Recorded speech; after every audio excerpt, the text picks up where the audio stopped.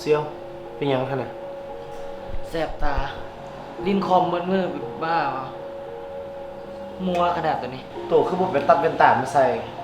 มันอันตรายเด้ลิ้นคอมอยู่หน้าคอมตลอดอืมบ่ฮู้ว่าสิไปตัดห้านได้ดีเนาะโอ้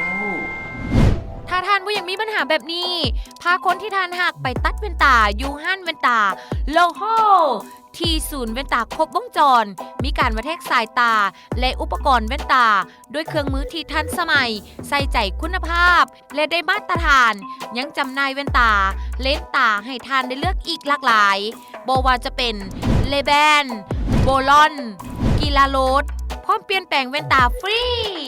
ศูนย์แว่นตาพวกเฮามีคือ 1 สาขาดงปลาน อยู่ถนนดงปลานบ้านฝ่าย โทร 020 599 40111 2 สาขาสีหอม บ้านวัดจันทร์ ข้าง วัดอินแปลง โทร 021 262911